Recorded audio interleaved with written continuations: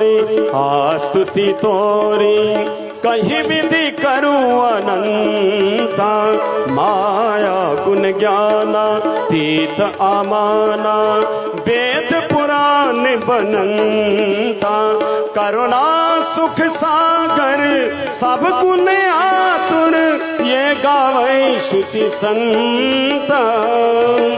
ब्रह्मांड निकाया निर्मित माया, रोम रोम प्रतिवेद कहे, कहीं कथा सुनाए मातु बुझाए, सुनत वीर मति थिर न रहे।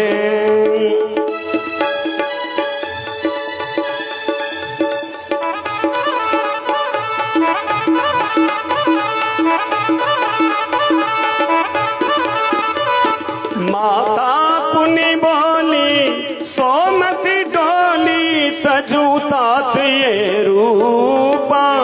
माता पुनि बोली सोमति डोली, तजूतात ये रूपा। कीजे शिशु लीला अति प्रियशीला, ये सुख परम अनूपा, ये सुख परम अनूपा।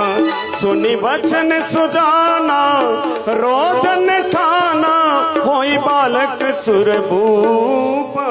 कथा तलागी कहित लागी, चरित किए वसोपा। काला दीन दयाला कौशल्या हितकारे, भय प्रगट कृपाला दीन दयाला कौशल्या हितकारे।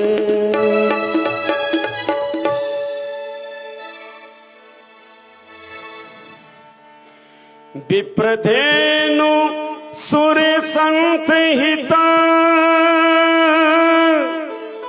लीन मनुज अवतार।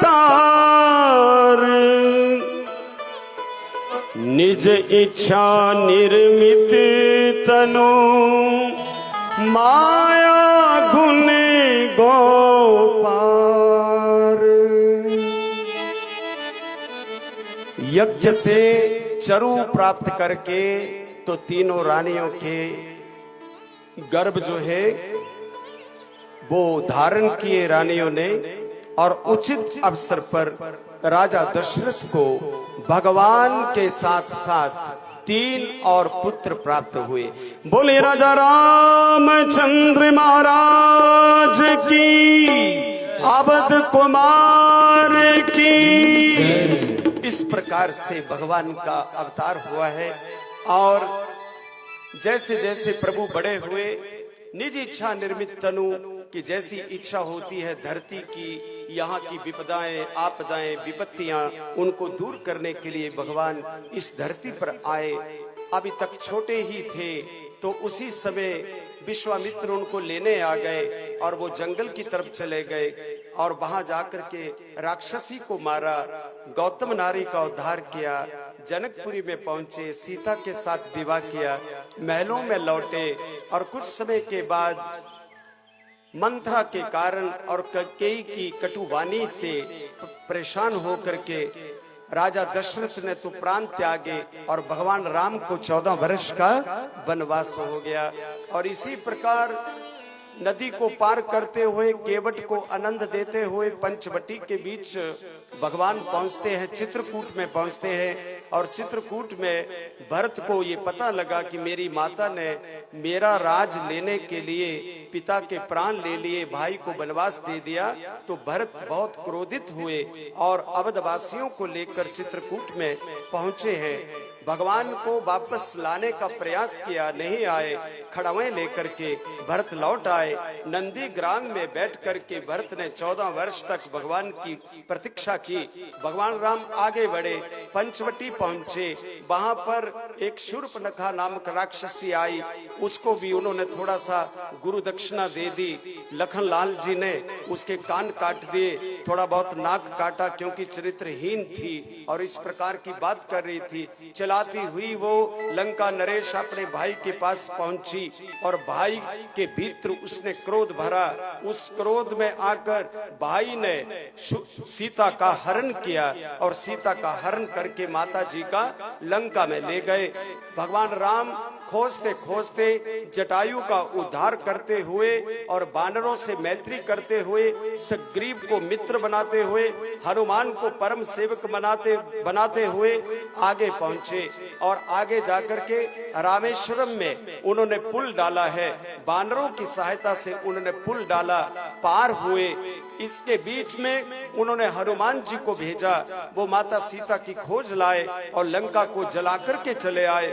और फिर सेना ने पुल बनाया, भगवान पार गए, प्रयास किया, अंगद को भेजा, रावण नहीं माना और उसके बाद युद्ध हुआ।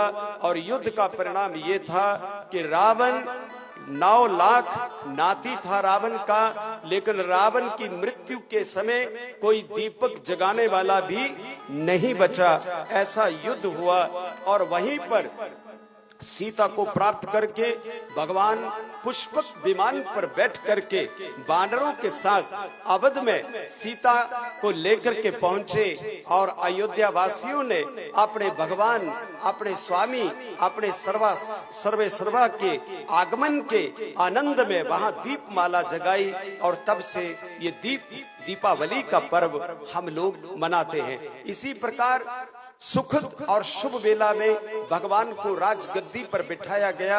नंदी ग्राम में भगवान का भरत से मिलन हुआ। अब राजगद्दी पर प्रभु बैठे हैं, राम राज बैठे त्रिलोका। और जब से प्रभु राम गद्दी पर बैठे हैं, तीनों लोगों के संताप, ताप, दुख, कष्ट सब दूर हो गए। इस प्रकार सारी धरती को, पूरे क्षेत्र को, सभी लोगों को, पूरी प्रजा को आनंद देते हुए भगवान राम ने 13,000 साल तक अयोध्या के उस शासन को चलाया, उस गद्दी को चलाया। और इसके बाद भगवान इस संसार से अपने परम धाम को लौट गए। तो ये लीलाएं भगवान की। बोले राजा रामचंद्र महाराज की। इसी प्रकार से एक परशुराम जो नाम रहा है आप जानते ही हैं। तो ये परशुराम जी वस्तुतः ब्राह्मण थे, लेकिन जिस प्रसाद को खाकर के ये जन्म लिए वो प्रसाद क्षत्रिय के लिए बनाया था। बात को समझे। कुछ ऐसी घटना घटी कि उन दिनों एक राजा थे पुरुरवा और उनके आगे हुए कुशांबु। कुशांबु के बाद एक दूसरे आए राजा गाधी। ये विश्वामित्र जी के पिता है, ध्यान देना, विश्वामित्र के पिता ये गाधी, ये क्षत्रिय है। और भृगु जो है वो ब्राह्मण है। तो भृगु का आगे जो बेटा है वो ऋचिक है, उसका नाम है ऋचिक। गड़बड़ हो गई, अभी सब भूल गया है ना। याद आएगा? नहीं आएगा। अच्छा चलो कोई बात नहीं, कथा तो सुनो, आप नाम बुला दो, कोई बात नहीं।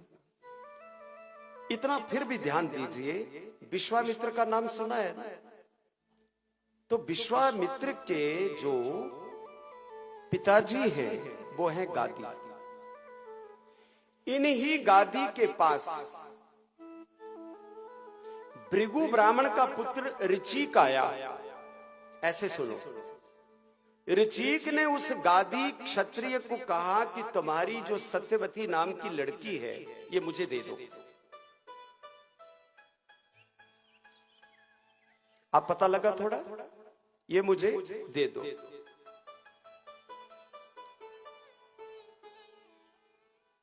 तो गादी ने कहा कि ये काम हम नहीं कर सकते, हम क्षत्रिय हैं, आप ब्राह्मण हो।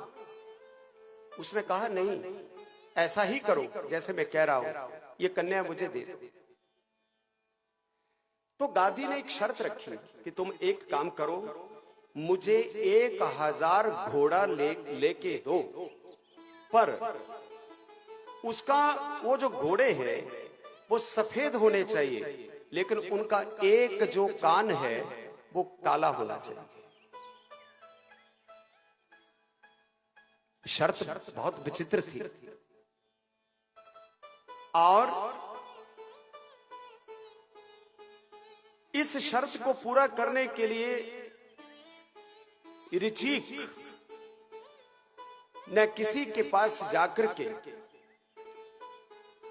1000 घोड़ा ऋचिक ले आए और वो गादी को दे दिया। और सत्यवती जो कन्या थी वो गादी को देनी पड़ी। विवाह हो गया। एक समय सत्यवती की मां बेटी के पास आई हुई थी, यानी गादी की घरवाली, ठीक है, सत्यवती के पास आई हुई थी उसके ससुराल में बेटी से मिलने के लिए। तो उन्होंने विचार किया, सत्यवती ने अपने पति को कहा, ऋचिक को, कि इनके बेटा नहीं है तो आप कोई चरू बना देते, हम दोनों को हमारे बच्चे हो जाए, यानी मां का भी और बेटी का भी। और ऋचिक क्योंकि ब्राह्मण थे और ऋचिक का ही भाई था च्यवन, जिसने च्यवनप्राश बनाया।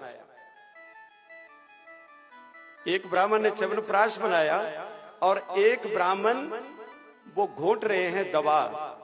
सत्यवती ने कहा कि मेरी माता को भी दीजिए और मुझे भी खिला दीजिए, मेरे घर भी पुत्र हो जाए और मेरी माता के घर भी हो जाए।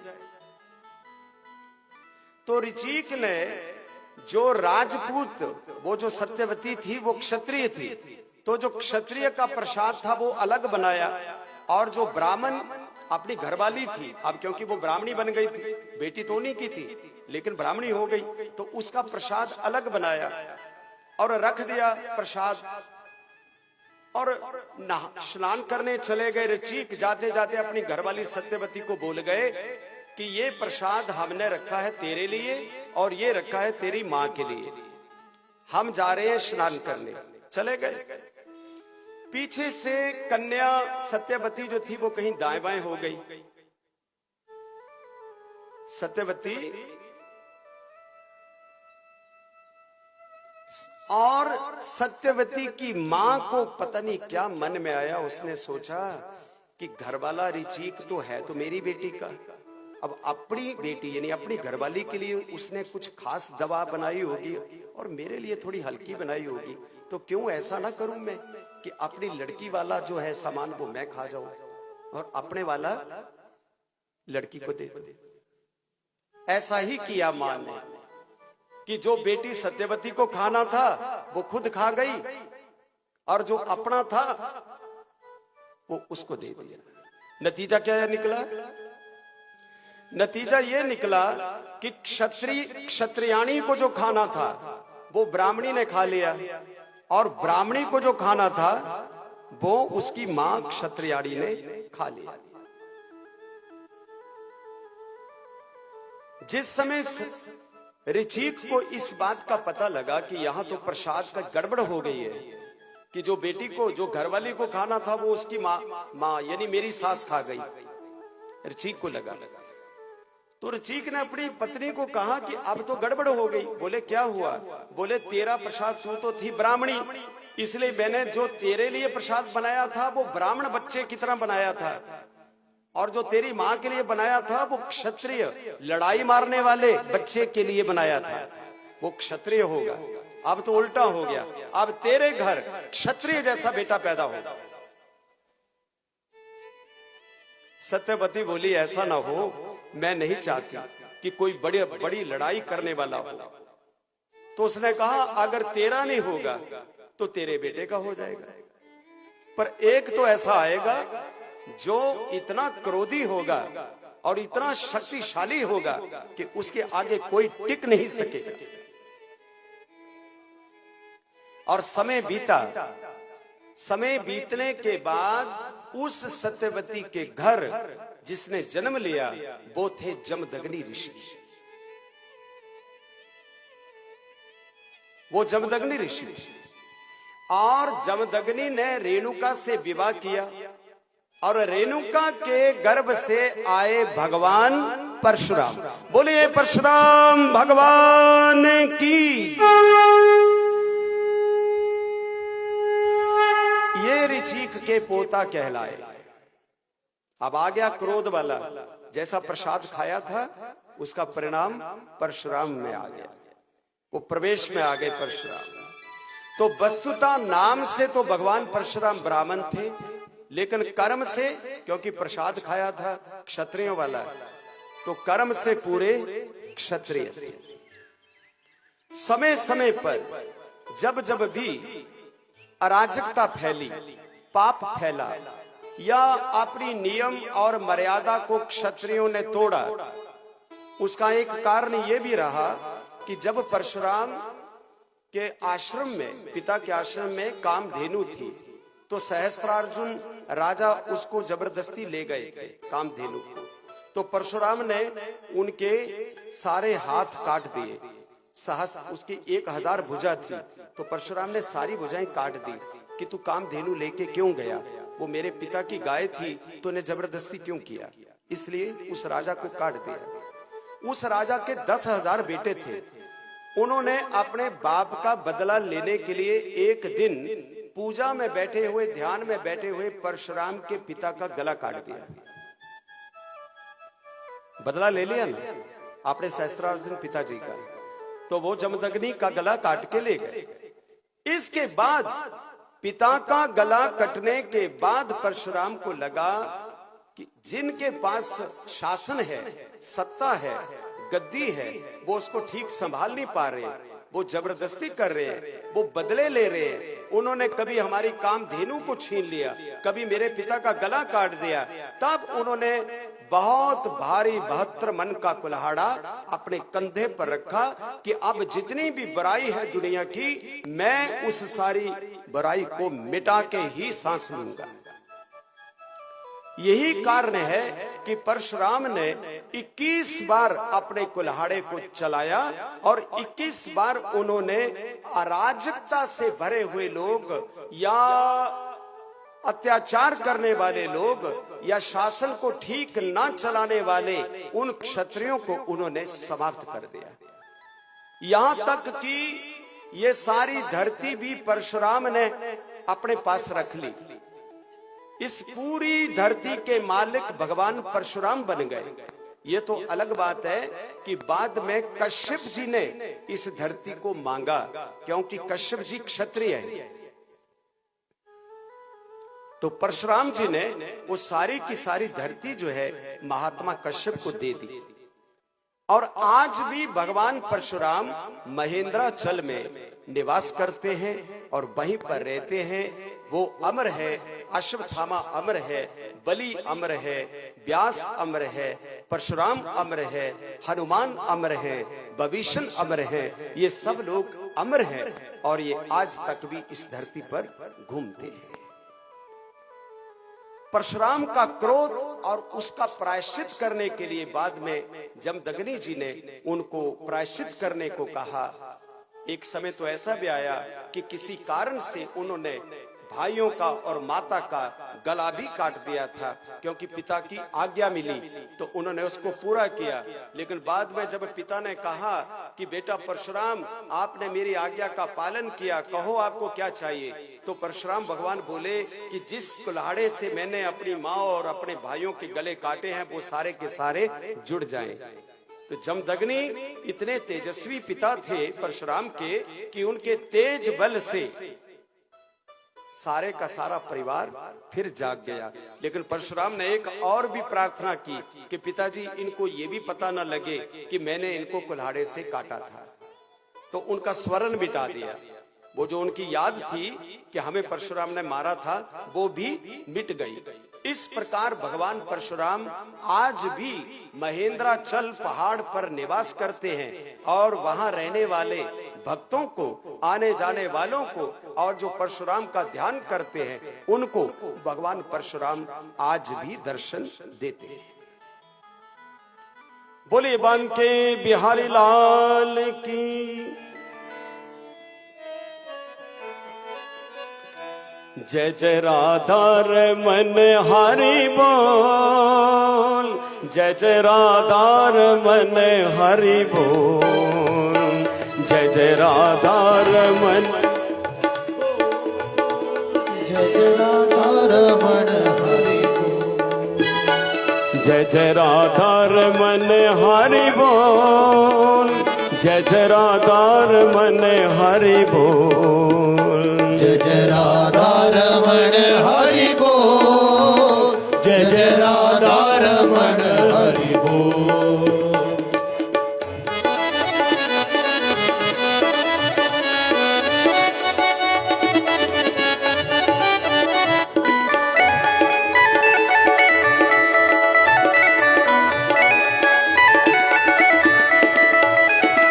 जय जय राधा रमन, जय जय राधा रमन, जय जय राधा रमन, जय जय राधा रमन, जय जय राधा रमन, जय जय राधा रमन, जय जय राधा रमन, जय जय राधा रमन, जय जय राधा रमन हरि बोल, जय जय राधा रमन हरि बोल, राधा रमन हरि बोल, जय जय राधा रमन हरि बोल, जय जय राधा रमन हरि बोल, जय जय राधा रमन हरि बोल, जय जय राधा रमन हरि बोल, जय जय राधा रमन हरि बोल।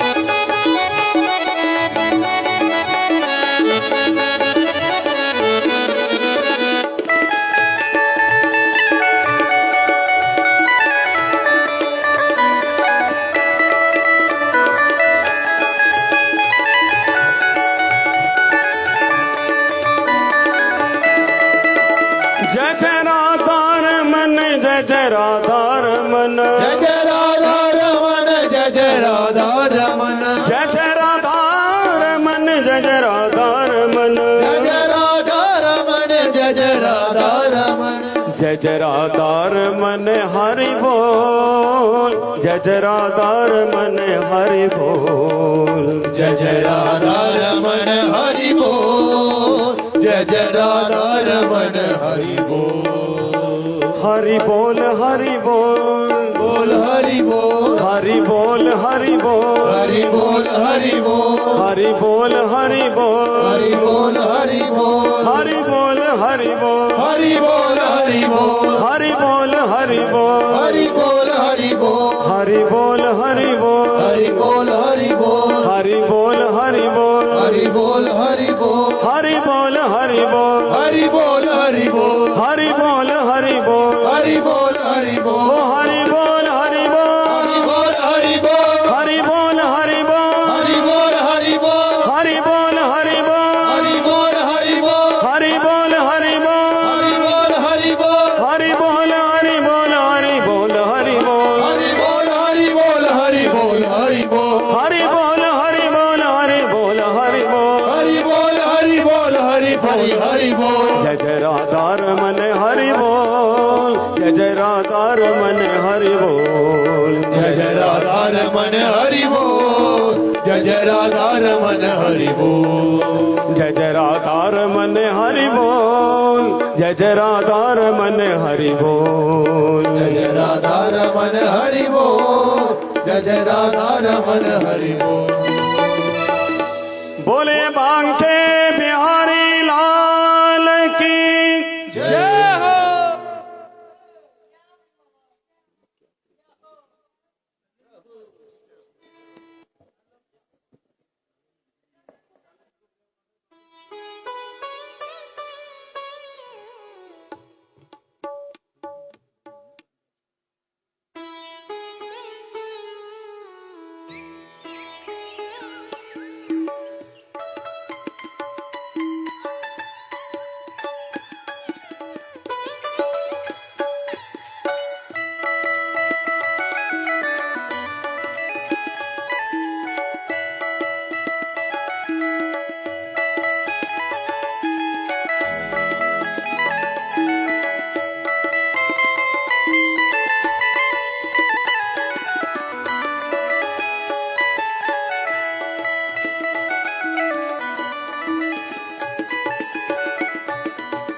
बाल कृष्ण लाल की।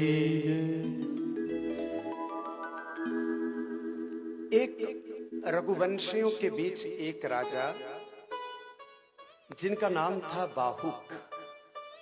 रघुवंश वही है जहां भगवान राम आए।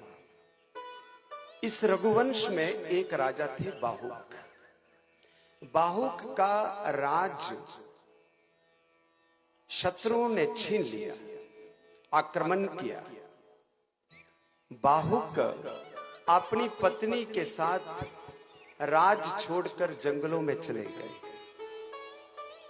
अपने राज की चिंता से चिंतित होकर और लज्जा के मारे कि मैं हार गया और शत्रुओं ने मेरे राज को छीन लिया, इस चिंता में परेशान होकर राजा बाहुक वहीं पर मृत्यु को प्राप्त हो गए।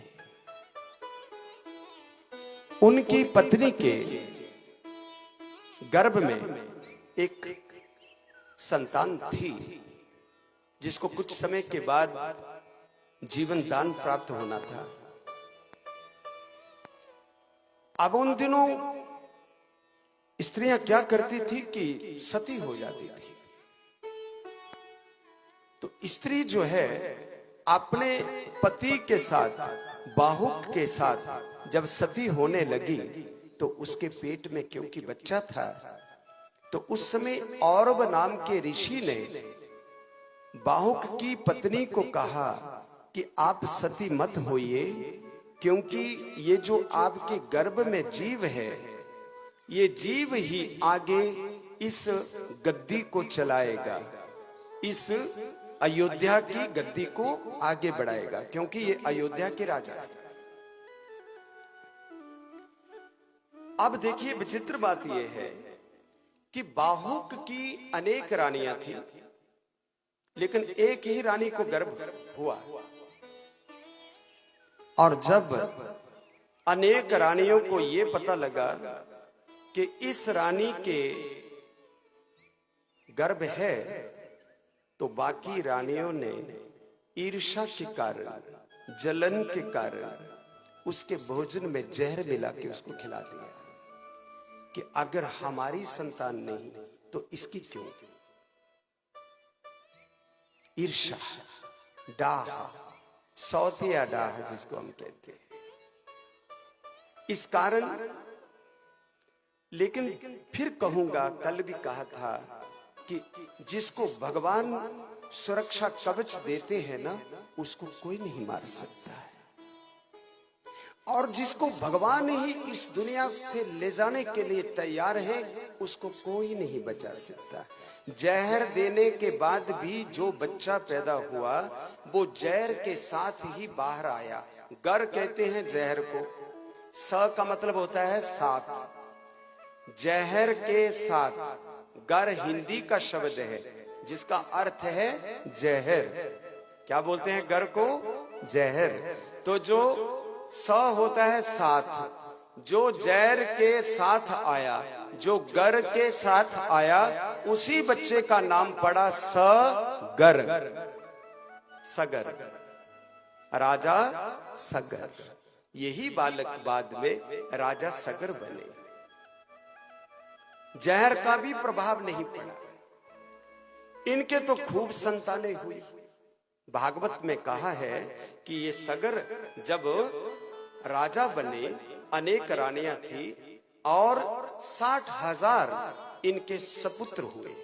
ये रघुवंश के अंदर ये बहुत बड़ी बात थी, क्योंकि रघुवंशी राजाओं को श्राप रहता था कि इनके घरों में संतान बड़ी कठिनता से होती थी, लेकिन सगर ने तो पूरे रिकॉर्ड तोड़ दिए। इनके घर तो 60,000 बच्चे।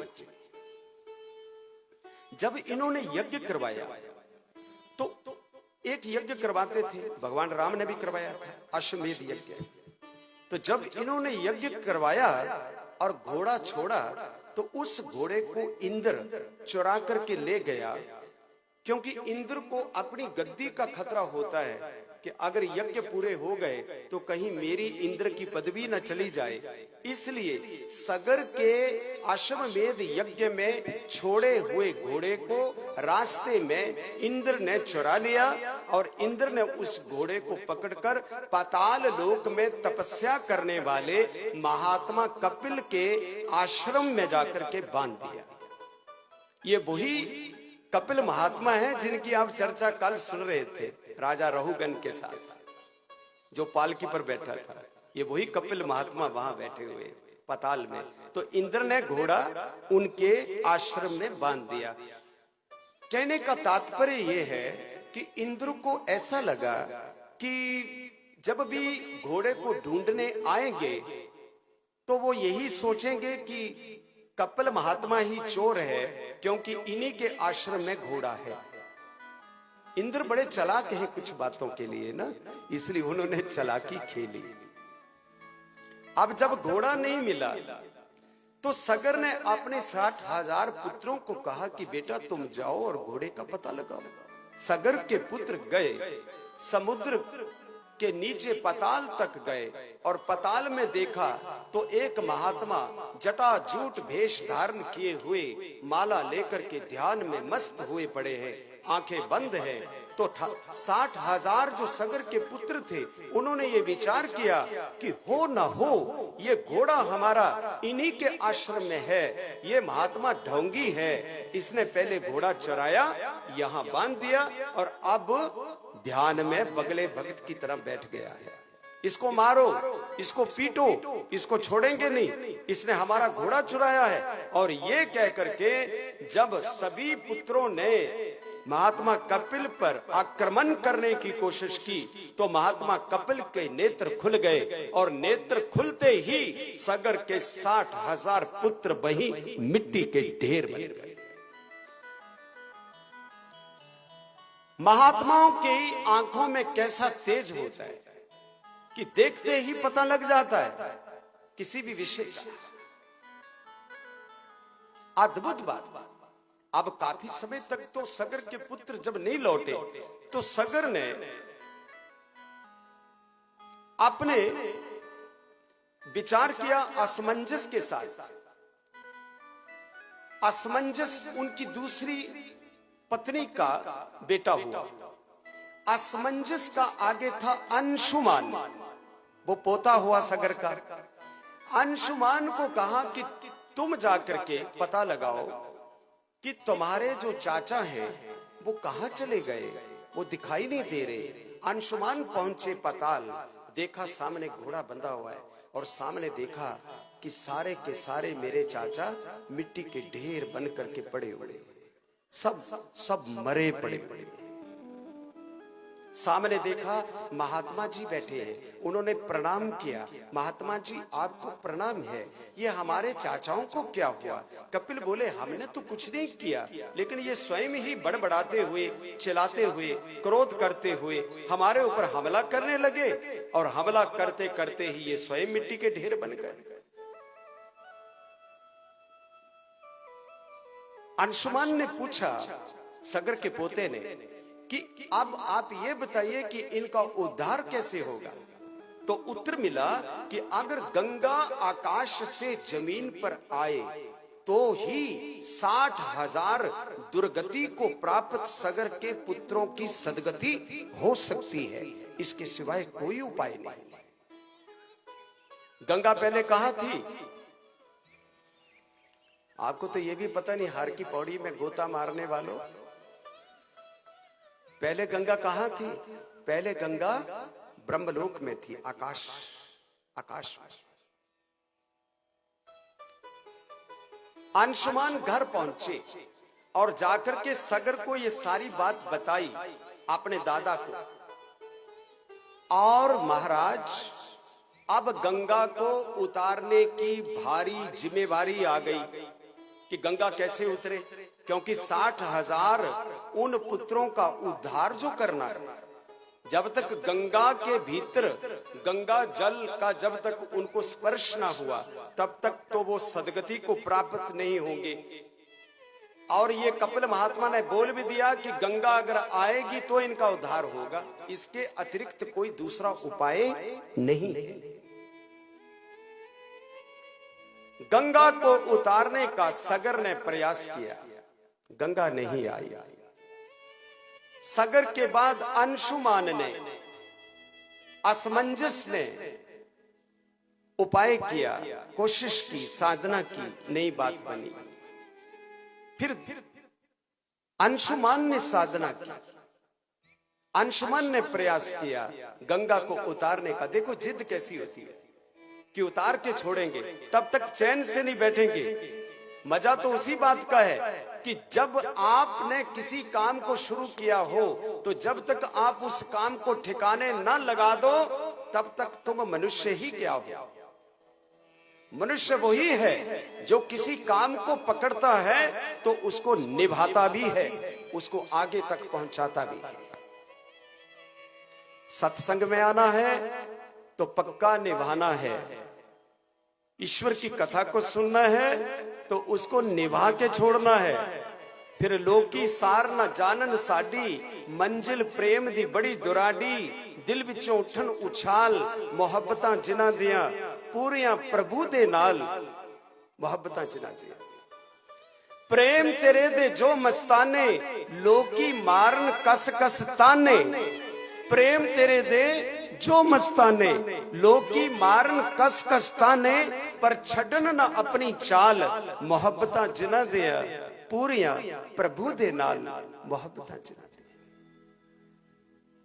सच्ची जिनकी इबादत है, प्यार है, ईश्वर के साथ जिनका भाव जुड़ गया है, वो कभी परमात्मा को छोड़ करके इधर उधर भटकते नहीं।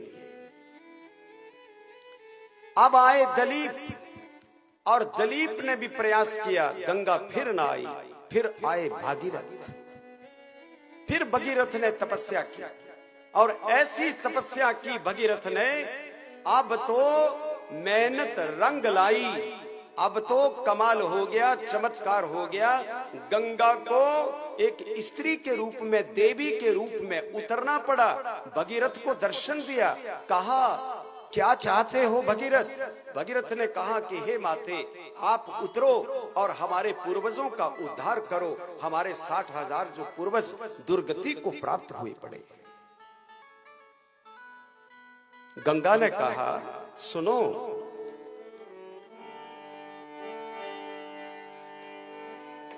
कोपी धारिता बेगम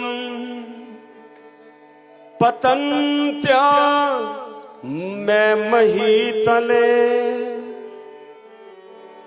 अन्यथा भूतलम भित्वा नृपम यासे रसातलम।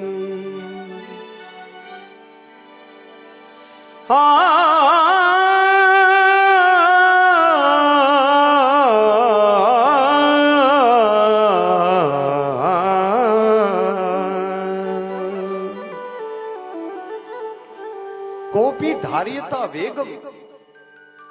भगीरथ, मेरा वेग, मेरा तेज और मेरी बाढ़ इतनी जबरदस्त है, इतनी जोरदार है कि धरती को फाड़कर पताल में चली जाएगा। मेरी बाढ़ जो है, मेरा पानी तुम्हारे रोके रुकेगा नहीं, तुम्हारे थामे थमेगा नहीं, क्योंकि मेरा वेग इतना प्रचंड है, मेरा तेज इतना प्रचंड है कि धरती उसको सहन नहीं कर पाएगी और मैं पताल में चली जाऊंगा। भगीरथ ने प्रार्थना की, सिर झुकाया कि माता फिर आप मेरे को उपाय बताओ, मैं क्या करूं? बोले एक ही उपाय है, अगर महादेव मान जाएं, अगर महादेव का प्राकट्य हो जाए, अगर आप महादेव को मना लो तो समस्या का समाधान हो सकता है। अब भगीरथ ने महाराज महादेव की साधना शुरू की।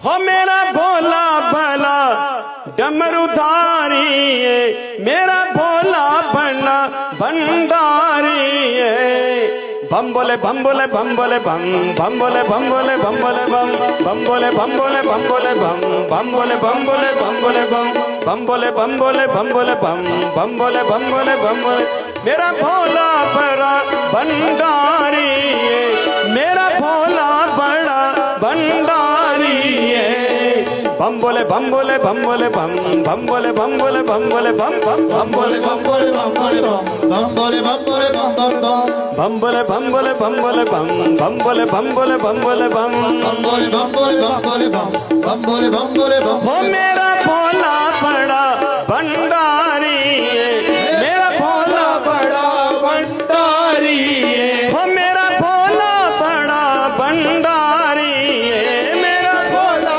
बड़ा भंडारी है बम बोले बम बोले बम बोले बम बम बोले बम बोले बम बोले बम बम बोले बम बोले बम बम बम बोले बम बोले बम बम बम बम बोले बम बोले बम बोले बम बम बोले बम बोले बम बोले बम बम बोले बम बोले बम बोले बम बम बोले बम बोले बम बोले बम बम बोले बम बोले बम बोले बम बम बोले बम बोले बम बोले बम बम बम बोले बम बोले बम बोले बम बम बोले बम बोले बम बोले बम बोले शंकर भगवान की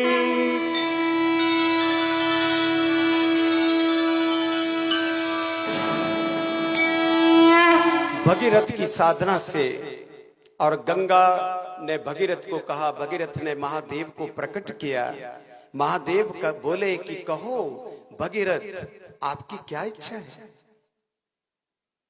भगीरथ बोले कि महाराज मैं गंगा को आकाश से नीचे उतारना चाहता हूं वो गंगा मैया कहती है कि मेरे वेग से ये धरती ये फट जाएगी और मैं नीचे चली जाऊंगी महादेव बोले इतनी सी बात है और इतनी चिंता है आप चिंता ही मत करो आप गंगा को कहो कि आओ नीचे हम तैयार बैठे हैं हम अपनी जटाओं को बांध देते हैं और उसको कहो कि मेरी जटाओं में सीधी आए धरती की तो बात बाद में करे पहले मेरी जटाओं से निकले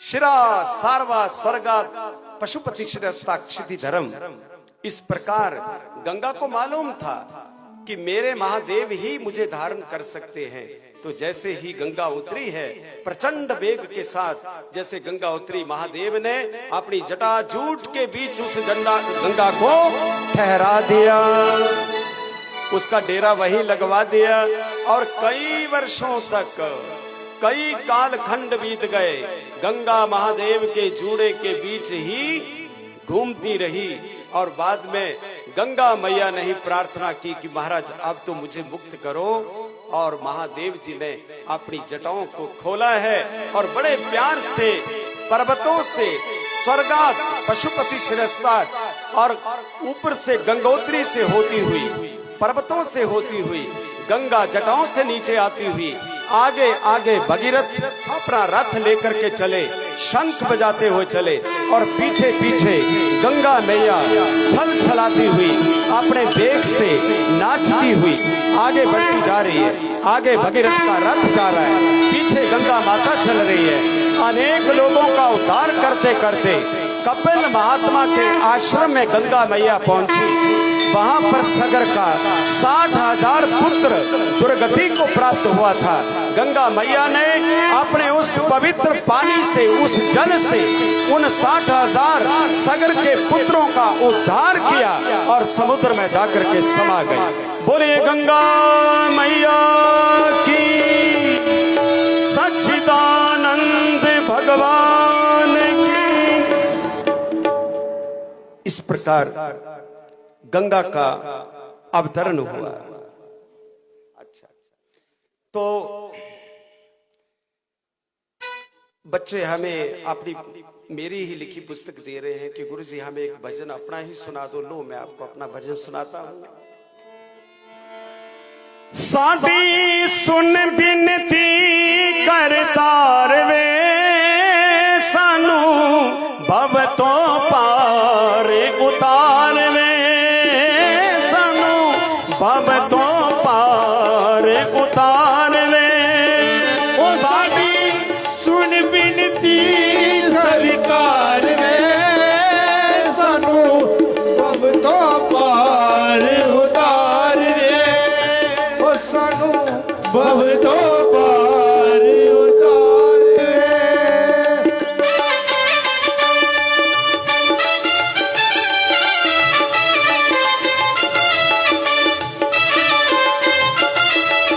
ताली के साथ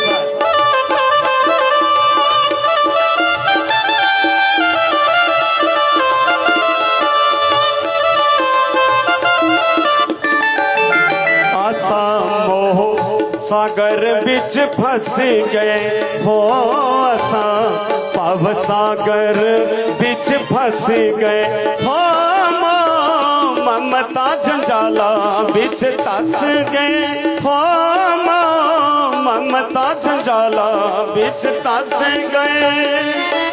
पांच चोरा वाले पिंड बिच बस गए, सानू मोह ममता चो निकाल वे हो, सानू मोह ममता चो निकाल वे। साडी सुन बिनती करतार वे, सानू भव तो पार उतार वे हो, सानू भव तो पार उतार वे।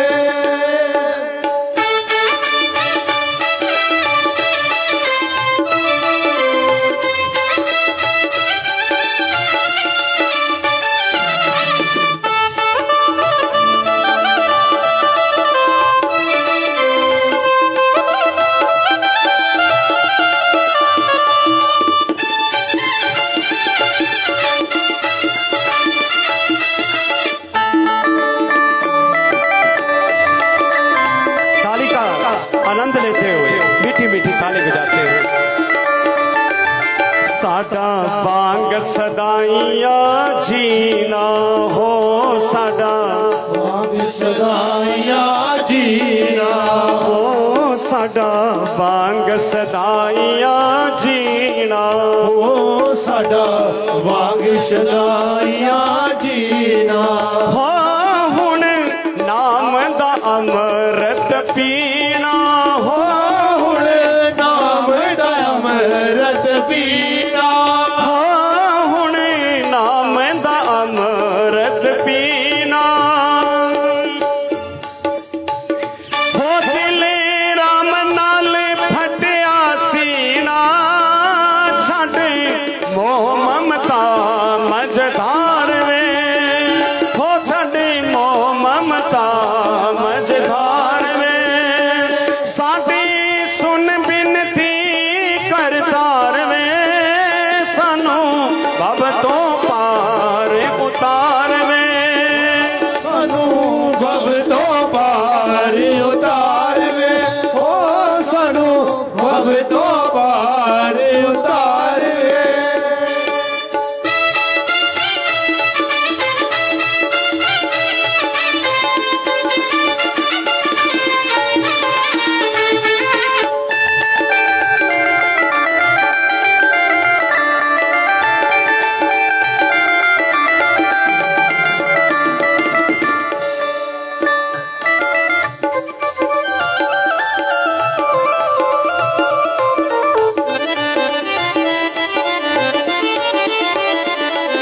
जिन्हें नाम वाला प्याला मुँह ने ला लिया हो, जिन्हें नाम वाला प्याला मुन ला लिया हो, ने जीवन सफल बना लिया हो, ने जीवन सफल बना लिया हो, ने जीवन सफल बना लिया। ने जीवन सफल बना लिया। ओनू रामन चरण चला लिया, मन चर में ना बाजार वे हो, राम मन चर में ना बाजार वे। साडी सुन बिनती करतार वे, सानू भव तो पार उतार वे, सानू भव तो पार उतार वे हो, सानू भव तो पार उतार वे, सानू भव तो पार उतार वे हो, सानू भव तो पार उतार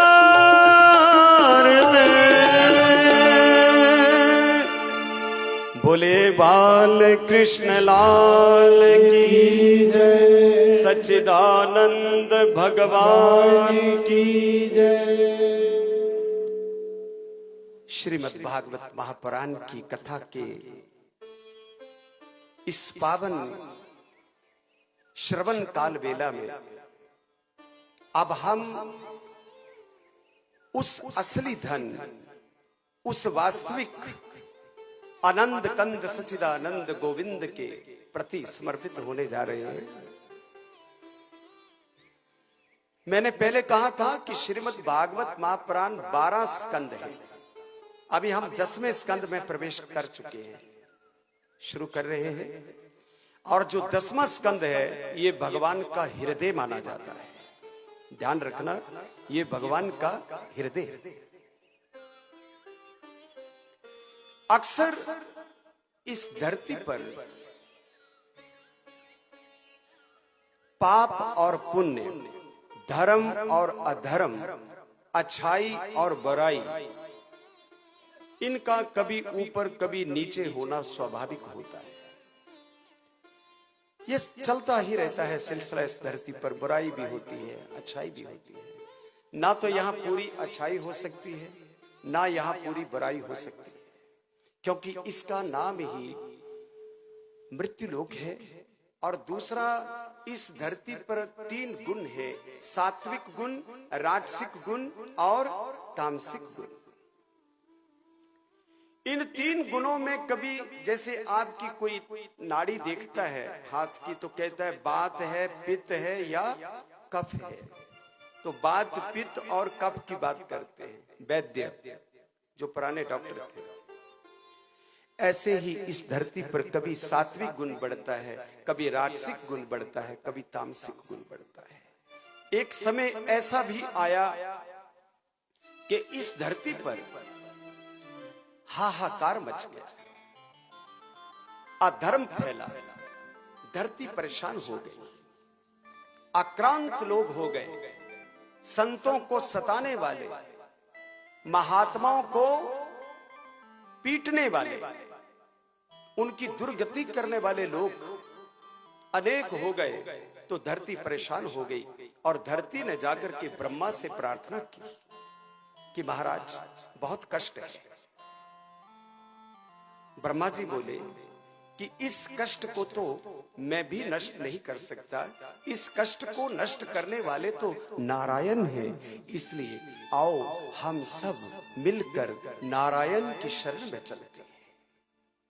क्षीर सागर पहुंचे और क्षीर सागर में जाकर के उन्होंने भगवान से पुकार किया है कि हे प्रभु, शांताकारं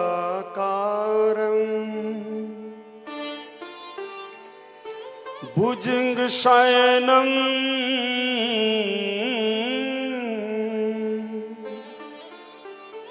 पद्मनाभं सुरेशं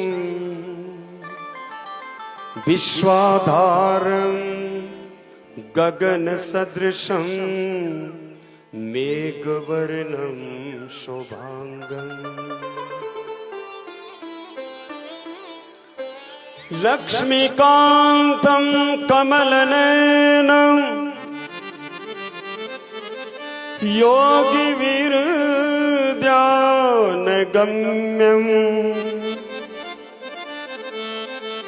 वन्दे विष्णु भवभयहरम्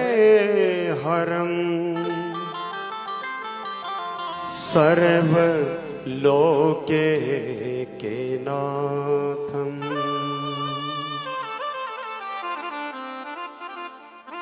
हे शांत आकार वाले, हे सांपों की शैया पर विश्राम करने वाले, हे लक्ष्मी के प्राण पल्लव, हे लक्ष्मी के प्रियतम, हे कमल जैसे नेत्रों वाले, संसार के कष्ट को मिटाने वाले, हे आकाश की भांति अपना स्वरूप धारण करने वाले, हजारों वर्षों तक योगी ध्यान लगाते हैं लेकिन उनके ध्यान में न आने वाले,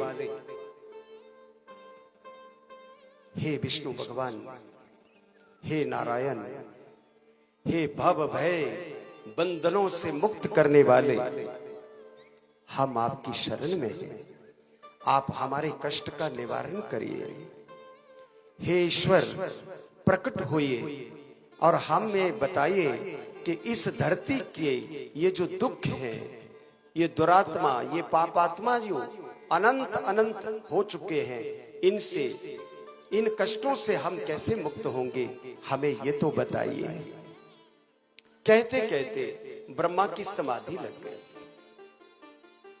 उसी समाधि के बीच नारायण भगवान आए। समाधि के ध्यान में नारायण ने, भगवान ने ब्रह्मा को कहा कि हे ब्रह्मा जी, आपकी और आपके देवताओं की पुकार को मैंने सुन लिया है। आप निश्चिंत हो जाए, आप निर्भर हो जाए। कुछ ही दिनों के अंतराल में मैं अपनी शक्तियों के साथ, अंशों के साथ मैं ब्रजमंडल के बीच आ रहा हूं।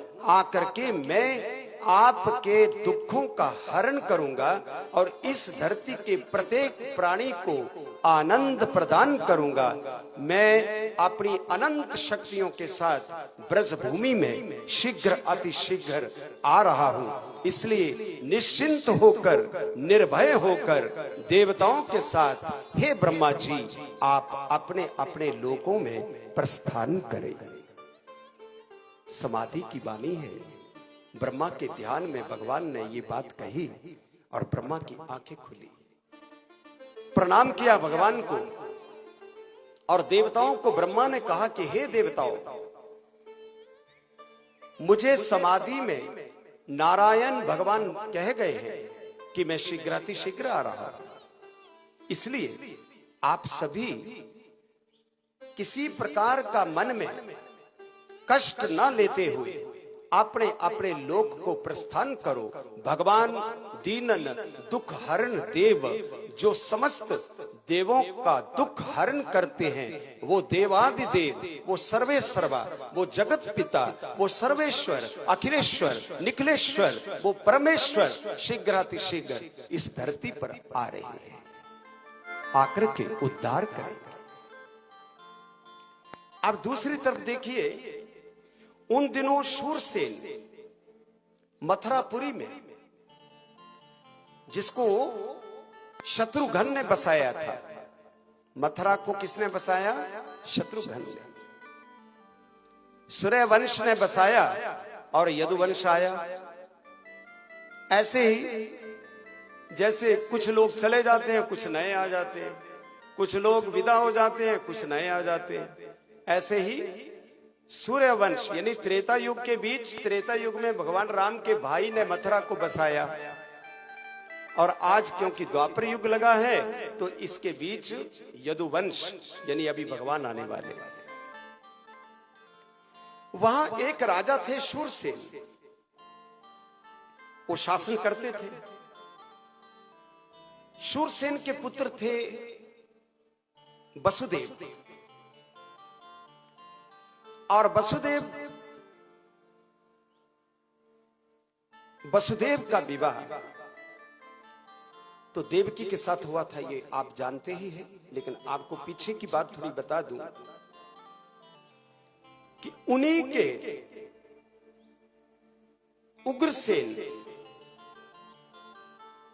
ये थे कंस के पिता। उग्रसेन और देवक, देवकी के पिता, ये दोनों भाई भाई थे। तो कंस के चाचा हुए देवक और बहन थी देवकी। हरि बोल। जिनको पता ना लगा हो हाथ खड़ा करें। आज तो बड़ी सोची समझी राजनीति, रणनीति बना रहे हो आप। आज तो कोई हाथ खड़ा नहीं हो रहा है। हरि बोल। अब देखिए विचित्र बात कि जिस समय देवकी का विवाह होने लगा, उग्रसेन का बेटा है कंस, कंस ने मचाया है कोलाहल, बहुत भारी शोर। उसकी बुद्धि तामसिक है, वो किसी को चैन से जीने नहीं देता। और जब सबको मालूम है मुख में राम राम और बगल में जय सिया राम, कंस की वही हाल थी, वो तो बगल में भी जय सिया राम नहीं करता था, आतंक ही मचाता था, इतना भारी आतंकवादी था। लेकिन लोग दिखावा करने के लिए, नौटंकी करने के लिए जब देवकी जाने लगी, विदा होने लगी, तो कंस ने सोचा कि दुनिया भर की जो मैंने बुराई की है, हो सकता है लगाम पकड़ने से वो बुराई मिटी जाए, लोग कहे वाह वाह क्या बात है, कंस तो बड़ा अच्छा भाई है देवकी का, भाई इसमें तो बड़े अच्छे गुण आ गए हैं। लोग दिखाते हैं कुछ और करते हैं कुछ। अच्छा, लोग आपस कितने खंडित होते हैं ना, टूटे टूटे से जीवन जीने वाले लोग, अंदर कुछ बाहर कुछ, दिखाते हैं कुछ करते हैं कुछ, भीतर है कुछ बाहर है कुछ, भीतर है मेला बाहर है झमेला, है ना विचित्र बात। ये खंडित लोग भगवान को पसंद नहीं आते। मुख में राम राम, माथे पे तिलक, पांव में खड़ावे, हाथ में माला, और डकैत हो एक नंबर का, एक नंबर का दगाबाज। अक्सर ऐसा ही होता है। पंडित दे पांदे वेखो अज, पई मास मदिरा खांदे न, राम कृष्ण नु कोई ना पूजे, एक्टर पूजे जांदे न, चंद्री बेकारी जीवन तो फिर कई सत पेट चढ़ांदे न, कई पेट दे बदले यारो धीयां गहने पांदे न। टप्पू पप्पू चुन्नू मुन्नू, ये सब नाम है आजकल। टप्पू पप्पू चुन्नू मुन्नू सारे पढ़दे जांदे, कर कर बीए कर कर एमए सड़क ते धक्के खांदे। ये जीवन। विद्या सा विद्या या विमुक्त है, वो विद्या है। तिलक उसी का सफल होगा, मंदिर जाना उसी का सफल होगा, घंटी बजाना उसका सफल होगा जिसका दिल साफ होगा। जिसका दिल बेईमान है ना, याद रखना नरकों में भी उसको जगह नहीं मिलेगी, भले वो कितना भी वेद मंत्र बोलता हो। सभी वेद मंत्रों का ज्ञाता भगवान है। तुम्हारे अंदर क्या चल रहा है याद रखना, जब तुझसे ना सुलझे तेरे उलझे हुए धंधे, भगवान के इंसाफ पे सब छोड़ दे बंदे, खुद ही तेरी मुश्किल को वो आसान करेगा, जो तू नहीं कर पाया वो भगवान करेगा, वो भगवान करेगा। कहने की जरूरत नहीं, कहने की जरूरत नहीं, आना ही बहुत है। कहने की जरूरत नहीं, आना ही बहुत है। इस दर पे तेरा शीश झुकाना ही बहुत है। मिलता है यहाँ न्याय, वो दरबार यही है। संसार की सबसे बड़ी सरकार यही है। संसार की सबसे बड़ी सरकार यही। इसलिए टूटो मत। अंदर से कुछ और, बाहर से कुछ और। अंदर से राम राम जी, और खास करके ब्राह्मण पकड़े जाएंगे, याद रखना। कुमार्गगामी अगर कुसंगत के बीच, कुमार्ग के बीच अगर गलत दिशा की तरफ ब्राह्मणों के घर जन्म लेकर के अगर ब्राह्मण दिशाहीन हुए, तो भगवान के धाम में वो सबसे बड़े दंड के भागीदार बनेंगे। याद रखना इस बात को, क्योंकि ब्राह्मणों को इस धरती पर खीर खाने का मौका भगवान ने दिया, भोग लगाने का मौका भगवान ने दिया, मंदिर में पूजा करने का मौका भगवान ने दिया, वेद पढ़ने का मौका भगवान ने दिया, मंत्र सीखने का मौका भगवान ने दिया, वेद पढ़ने और पढ़ाने का मौका भगवान ने दिया। और 80 साल का एक बुजुर्ग भी 5 साल के ब्राह्मण बच्चे के पांव हाथ लगाता है। इतनी बड़ी कृपा भगवान ने अगर ब्राह्मण पर की, और ब्राह्मण की करतूत अगर फिर भी गलत रही, तो ऐसा नरक मिलेगा, यहां से निकलना बहुत मुश्किल हो जाएगा। इसलिए याद रखना इस बात को, चाहे कोई भी हो। किसी स्कूल का, अगर किसी स्कूल में कोई नुकसान होता हो तो सबसे पहले प्रिंसिपल का गला पकड़ा जाता है कि तेरी रहनुमाई में यह स्कूल चलता था, इस स्कूल में इतना बड़ा अपराध क्यों हुआ, पहले प्रिंसिपल को पूछते हैं। अगर बैंक के बीच कोई घोटाला हो जाए तो याद रखना सबसे पहले मैनेजर को पूछा जाता है कि तेरे बैंक में घोटाला कैसे हुआ।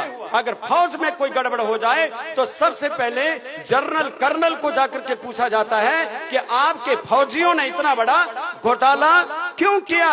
और इस दुनिया के अंदर अगर इस मानव चोले में आकर अगर ब्राह्मण को इस धरती का मैनेजर बनाया है तो मैनेजर के रहते हुए उसकी रहनुमाई में अगर धरती पर कोई घोटाला होता है तो भगवान के माध्यम से भगवान के धाम जाकर ब्राह्मण का कान पकड़ करके भगवान पहले पूछेंगे कि तेरे नेतृत्व में इस दुनिया में इतना बड़ा घोटाला क्यों हुआ, लोग क्यों कुमार्गामी हो गए, लोग क्यों गलत रास्ते पर चल पड़े, लोग क्यों दिशाहीन हो गए।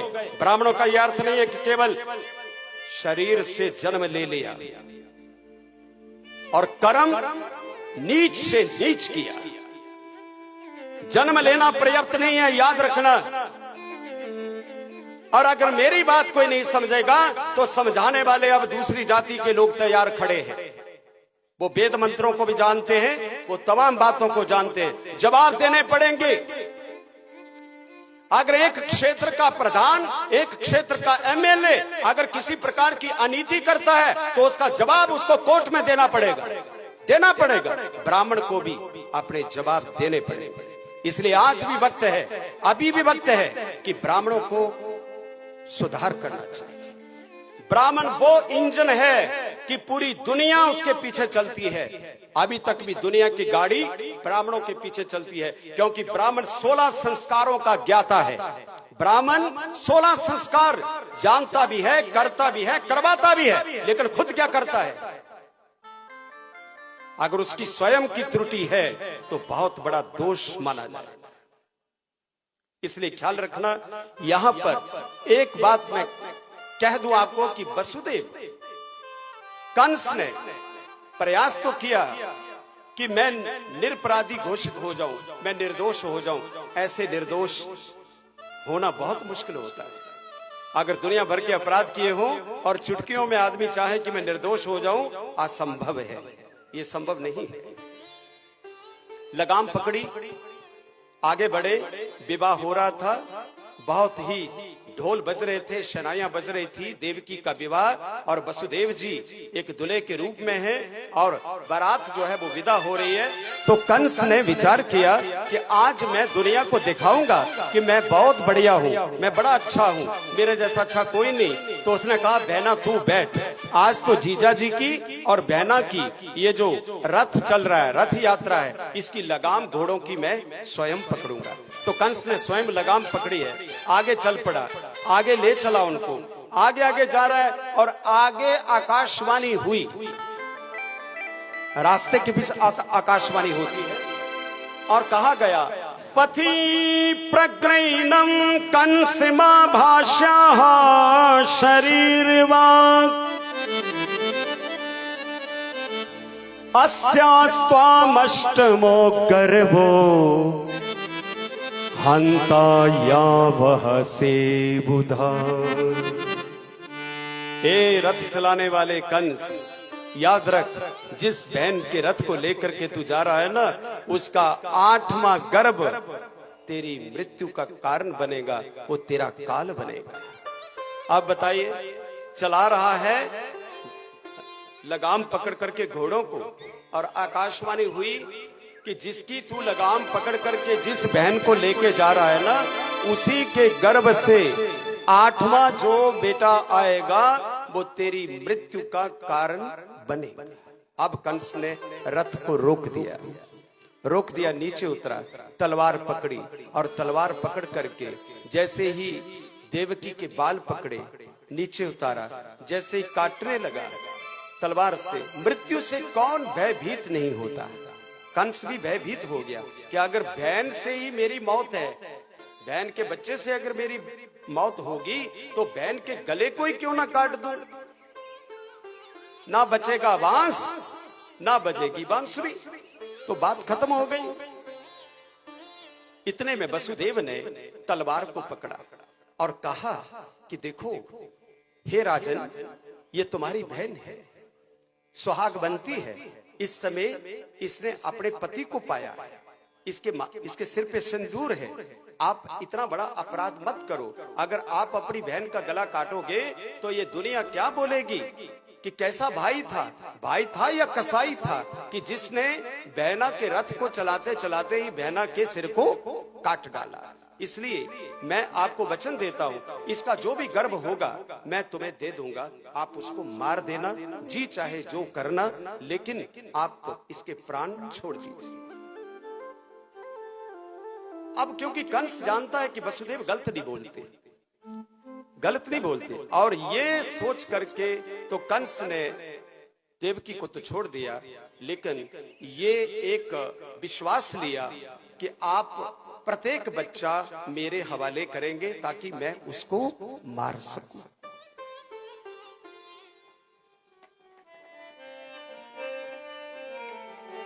लेकिन मौत बड़ी भयानक होती है।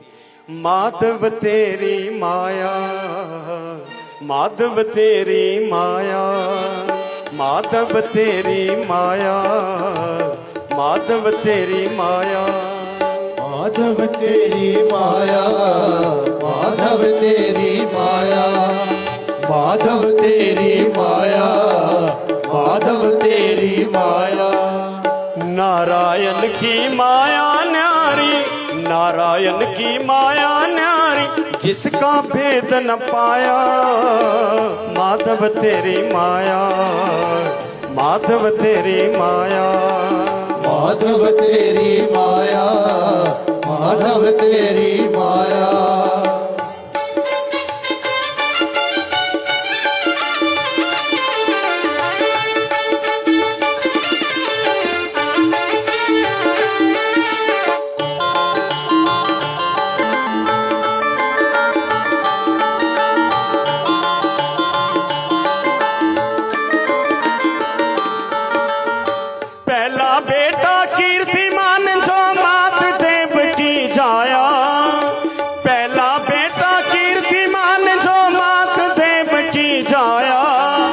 वसुदेव उस सुत को लेकर कंस द्वार पे आया। कंस बोला इसको क्यों मारूं, आठवां काल है मेरा। कंस बोला क्यों इसको मारूं, आठवां काल है मेरा। योग माया ने कहा आठवां यम सा डाले घेरा। माधव तेरी माया, माधव तेरी माया, माधव तेरी माया, माधव तेरी माया। नारायण की माया न्यारी, जिसका भेद न पाया। माधव तेरी माया, माधव तेरी माया, माधव तेरी माया, माधव तेरी माया। इस प्रकार से महाराज पहला बेटा गया कीर्तिमान। कंस ने सोचा कि इसका हम क्या करेंगे, हमारा काल तो आठवां है, क्योंकि आठवां कहा है तो आठवां ही मेरी मृत्यु का कारण बनेगा। लेकिन उधर से देवऋषि नारद जी आए और देवऋषि नारद ने कहा कि सुनो कंस, अगर 1 से 8 गिनो तो भी 8 होते हैं, और 8 से अगर मुड़ करके 1 तक गिनो तो भी 8 होते हैं। सीधा गिनो तो भी 8, और 8 से 1 तक गिनो तो भी 8। अब कौन सा 8वां है जो तुम्हें मारेगा? इसलिए सब बच्चे मारो। ये तो कंस ने कहा नहीं, लेकिन इशारों ही इशारों में कंस को समझा दिया। समझाने का केवल ये कारण था कि कंस जितना अपराध करेगा उतनी जल्दी मरेगा, क्योंकि धरती के बोझ जितने भी होते हैं उनको जल्दी ही धरती में समा जाना चाहिए। उनको ज्यादा देर लोगों को तंग करने की रणनीति बनाने की समय सारणी ना बने तो अच्छी बात है। उनको जल्दी से जल्दी ही गर्त में चले जाना चाहिए। अब पहला बच्चा, दूसरा, तीसरा, चौथा, पांचवा, छठा, 6 तक, और जिस समय 7वां आया तो भगवान ने योग माया को बुलाया, क्योंकि अब तो भगवान के अंश आ रहे हैं। अब ये बेटा जो 7वां है, तो ये मालूम है कंस के द्वारपालों को और देवकी और वसुदेव को कारावास में बंद करके रखा हुआ है, और ये मालूम भी है कि अभी 7वां गर्भ है। तो भगवान ने उसमें योग माया को बुलाया, योग माया को कहा कि हे योग माया, ये जो 7वां गर्भ है ना, इसको देवकी के गर्भ से उठाओ, इसको सरकाओ, और गोकुल में रहती है रोहिणी, उसके गले में जा, उसके पेट में जाकर के इसको स्थिर करो। सोचिएगा, द्वापर युग में डॉक्टरों की सर्जरी भी, भगवान की सर्जरी भी क्या कमाल की सर्जरी थी कि ना डॉक्टर है ना ऑपरेशन थिएटर है। भगवान योग माया को कह रहे हैं, क्योंकि देवकी जेल में बैठी हुई है, और भगवान ने योग माया को कहा कि योग माया, देवकी के पेट के बच्चे को निकाल करके रोनी के गर्भ में डाल दो। अब ना पेट कटा, ना ऑपरेशन हुआ, ना दवाई खाई, और देवकी का गर्भ निकल भी गया। योग माया को भगवान ने कहा, पर योग माया को एक भगवान ने वचन ये भी दिया कि अगर आप ये काम करोगी तो कलयुग में लोग तुम्हें वैष्णो माता पुकारेंगे। हे योग माया, तुम्हें चामुंडा कहेंगे, तुम्हें दुर्गा कहेंगे, तुम्हें माधवी कहेंगे, तुम्हें कन्याकुमारी कहेंगे, तुम्हें माया, नारायणी, तुम्हें शारदा, अनेक नामों से लोग याद करेंगे अगर आप इस काम को कर दो। और कलयुग में आपकी सबसे अधिक पूजा होगी, ये भी कहा भगवान ने। योग माया ने देवकी के गर्भ से बच्चे को निकाला अपनी योग माया से और रोनी के गर्भ में डाला। नतीजा ये निकला कि आज इस कलयुग के बीच उस ही योग माया के बदले हुए रूपों की सबसे ज्यादा पूजा होती है। और योग माया के बदले रूप कौन है? दुर्गा, वैष्णो, भद्रकाली, चामुंडा, ज्वाला, चिंतपूर्णी, ये सब योग माया के ही बदले हुए रूप हैं। जो वरदान भगवान ने दिया था द्वापर युग में, वो देखो कलयुग में आकर के अभी घट रहा है। क्योंकि ऐसा कोई दिन नहीं कि आर पार कहीं ना कहीं कोई ना कोई माता रानी का जागरण ना हो।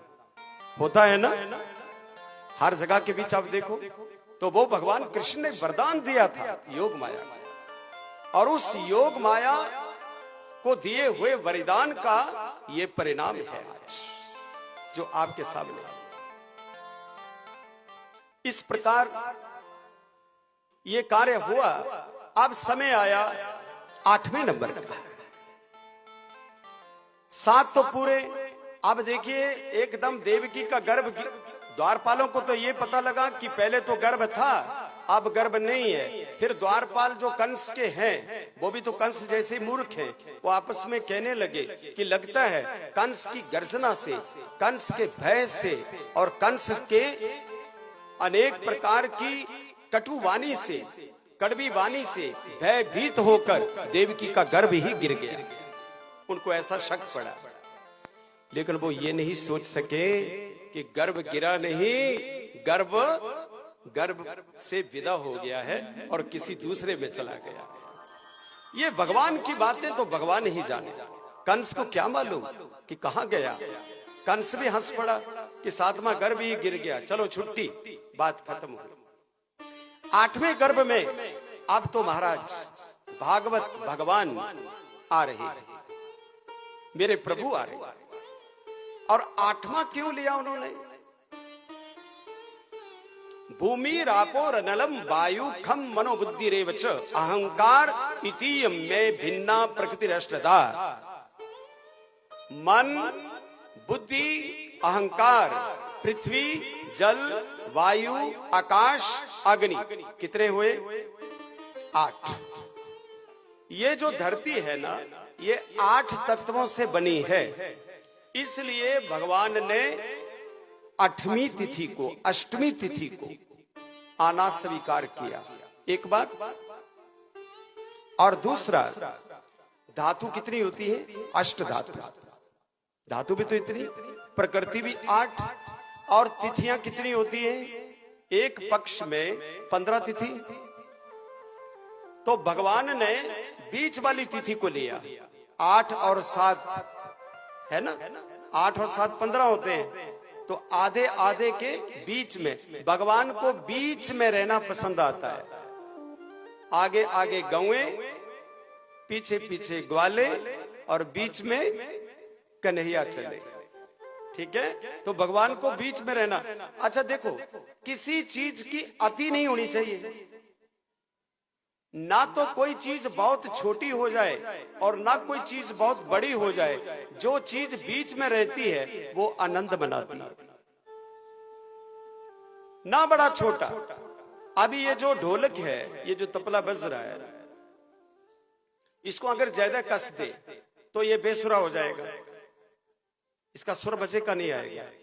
और अगर इसको ढीला कर दे तो ये बेकार बजेगा, पसंद नहीं आएगा। अगर ज्यादा कसे टूट जाएगा, ढीला कर दे बेसुरा हो जाएगा। तो कहां कसे? ना बहुत ऊंचा और ना बहुत नीचा, बीच में कसे तो आनंद आएगा। जैसे ये बजेगा तो आनंद आएगा। इसी प्रकार देखो, ये जो बीच में अपनी 3 उंगलियों को देखो, ये उंगल और इस उंगल, और बड़ी उंगल कहाँ है? बीच में। बीच में है ना बड़ी उंगली। तो जो लोग बीच में रहना जीते हैं, ना बड़ा क्रोध और ना बिल्कुल ही मरेली हो जाओ, ऐसे भी नहीं जीना। बिल्कुल ही बेकार हो जाओ, ऐसे भी नहीं जीना। ना बड़े ऊंचे जीना, ना बहुत ही नीचे डूब के जीना। बीच में जियो तो जीने को 4 चांद लग जाएंगे। ऐसा जियो कि बीच में जियो। खाओ भी तो उतना कि बीच में खाओ। अति का भला ना बोलना, अति की भली न धूप, अति का भला न बरसना, अति की भली न चुप। कोई भी चीज अति को पार करे ऐसा कोई काम ना करे। बोलना भी हो तो भी, चुप भी रहो तो भी थोड़ा बहुत तो बोलो, ताकि कोई दूसरा आदमी आपको यही ना कहे कि ये गूंगा है, इसको बोलना नहीं आता। लेकिन बहुत ही मत बोलो कि दुनिया ये कहने लगे बराबर बातूनी है कहीं का, इतनी बातें मारता है, इतनी गप्पे हाँकता है जिसका कुछ आ भी नहीं। देखो जी, वो एक बात शुरू करती है, सांस भी नहीं लेती, इतनी लंबी बात चली जाती है, सिर में दर्द लगा देती। ऐसे भी तो लोग हैं। नहीं, अति मत करो, फिर वो नापसंद सी चीज हो जाती है, वो फिर किसी को भी स्वीकार नहीं आती। तो भगवान जब आए, काल प्रसन्न हो गया, दिशाएं प्रसन्न हो गई, धरती प्रसन्न हो गई, नदियां प्रसन्न हो गई, हृदय प्रसन्न हो गया, अग्नि प्रसन्न हो गई, वायु प्रसन्न हो गई, आकाश प्रसन्न हो गया, नक्षत्र प्रसन्न हो गए, मन प्रसन्न हो गया। क्योंकि भगवान आए भाद्रपद मास में आए। किस महीने में आए? भाद्रपद। भद्र का अर्थ होता है शुभ, शुभ देने वाला, शुभ करने वाला। तो भगवान ने भाद्रपद को ही स्वीकार किया। और उसमें रोनी नाम का नक्षत्र था। ज्योतिषियों की पत्री में, पंचांग में नक्षत्र होता है रोनी। तो भगवान जब प्रकटे तो कौन सा नक्षत्र था? रोहिणी नक्षत्र। तो रोहिणी नक्षत्र में भगवान क्यों आए? क्योंकि अभी अभी भगवान का बड़ा भाई जो देवकी के गर्भ से निकल करके गोकुल पहुंचा है, वो कौन है? वो किसके गर्भ में गया? रोहिणी के गर्भ में। तो भगवान कृष्ण ने विचार किया कि अब मैं आऊंगा तो माँ का बड़ा भैया होगा, तो कम से कम माँ के नाम के नक्षत्र पर आऊं तो कितना आनंद आएगा। इसलिए भगवान ने तय किया कि मुझे रोहिणी नक्षत्र के बीच ही आना है। अच्छा, भगवान रात को क्यों आए? दिन को समय नहीं मिला। अच्छा, अगर रात को आए तो 12 बजे क्यों आए? देखो, भगवान राम भी आए थे तो वो दिन को आए, और भगवान कृष्ण आए तो वो रात्रि काल को आए। भगवान कृष्ण रात्रि काल को आए। जिस समय भगवान राम आए तो सूर्य निकला हुआ था और सूर्य आकाश पर चलते चलते अयोध्या में जाके रुक गया, क्योंकि भगवान राम का जन्म हो गया तो रुक गया। अब सूर्य हटे ना, 6 महीने लग गए। सूर्य एक ही जगह खड़े रहे, निहारते रहे भगवान के रूप को। अब वो थके ना उनकी प्यास मिटे, ना भगवान राम को देख करके सूर्य देव हटे। अब तो 6 महीने का एक दिन बन गया। चंद्रमा परेशान हो गए, क्योंकि रात नहीं होती तो चंद्रमा ना चमके। अब अगर रात होगी तो चंद्रमा चमकेगा तो ही तो भगवान राम को देखेगा ना वो। तो चंद्रमा ने शिकायत की भगवान से जाकर के। चंद्रमा ने कहा कि हे प्रभु, एक शिकायत हो गई है। बोले कहो चंद्रदेव, क्या शिकायत हुई? बोले महाराज, आप अयोध्या में आए है। बिल्कुल।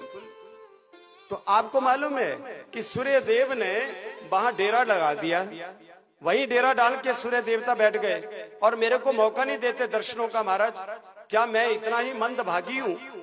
क्या मेरे भाग्य इतने फूटे हुए हैं? क्या मुझे आपके दर्शन नहीं होंगे? वो तो हटता ही नहीं है पीछे, वो अपने रथ को आगे बढ़ाता ही नहीं है। और नतीजा ये है कि मैं लगातार तड़प रहा हूं कि कब ये हटे, कब रात आए, कब मैं निकलूं और कब मैं दर्शन करूं। भगवान राम बोले, हे चंद्रदेव, तुम्हारी शिकायत मुझे स्वीकार हो गई।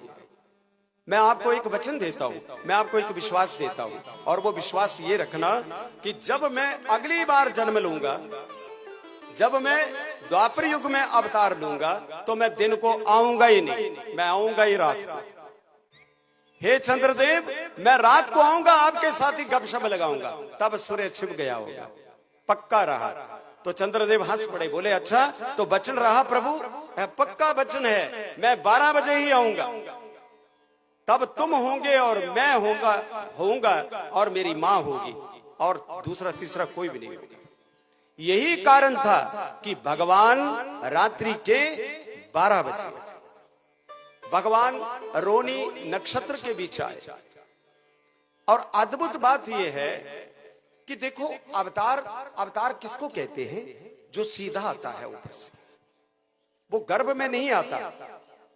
ये ध्यान रखना, भगवान गर्भ में नहीं आते, लेकिन भक्तों की भावना की कदर करते हुए भगवान कभी कभी गर्भ को भी स्वीकार करते हैं। लेकिन भगवान को माया बांध नहीं सकती, क्योंकि माया तो भगवान की दासी है। इसलिए भगवान को आवागमन चक्कर नहीं है, न तो भगवान को बंधन होता है, न भगवान को मोक्ष होता है।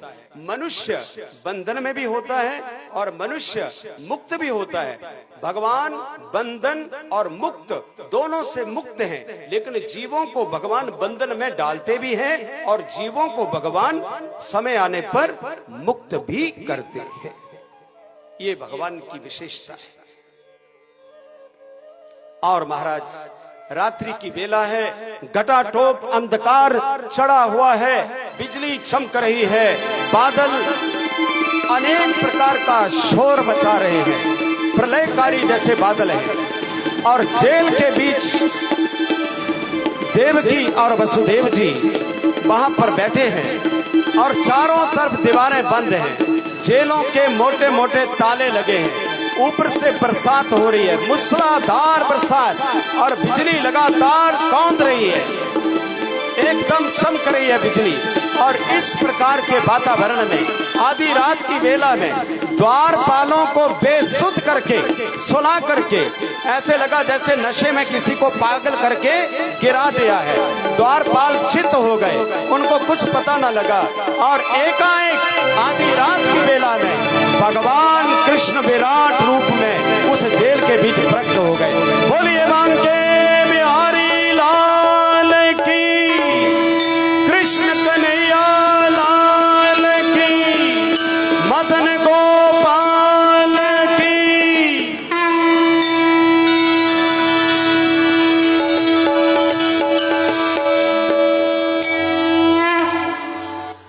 भगवान अभी थोड़ा सा रुके, थोड़ा सा रुके। आप आगे की तरफ देखो, बाकी आप आगे की तरफ देखिए, मेरी तरफ देखिए आप सभी संगत। पीछे थोड़ा मंदिर में खड़ा थोड़ी देर के लिए। आगे अभी थोड़ी सी लीला है, उसके बाद नंदलाल जी आएंगे हमारे बीच। वो जल्दी आने वाले हैं, वो पीछे पांव रखने वाले नहीं है, लेकिन हमने थोड़ी देर के लिए मंदिर में विराजमान करें, थोड़ी देर मंदिर में विराजमान करें। हरि बोल, हरि बोल, हरि बोल। देखिए अभी तो वो मथुरा में आए हैं, अभी तो उनको आगे जाना है। तो मथुरा में विराट रूप उन्होंने धारण किया है और उस विराट रूप में माता देवकी हैरान हो गई है। अद्भुत है, इतना विशाल रूप, शंख चक्र गदा पद्म वनमालाओं से विभूषित बड़ा सुंदर मुकुट भगवान ने पहना है। मन में मुस्कुराहट है, पूरी जेल प्रकाश से, दिव्य प्रकाश से भर गई है और भगवान मंद मंद मुस्कुरा रहे हैं और देवकी माता टकटकी लगा करके देख रही है। ये है दृश्य उस समय जेल का, ये जेल का दृश्य है। और देखो जब माता ने देखा है अपने बेटे को कि इस प्रकार का बेटा मेरा,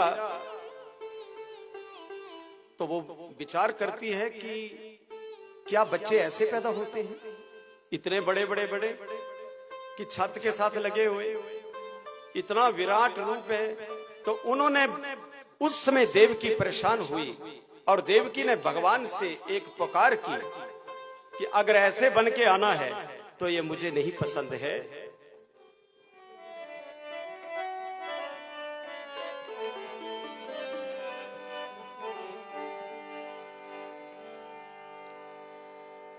कैसे बन आए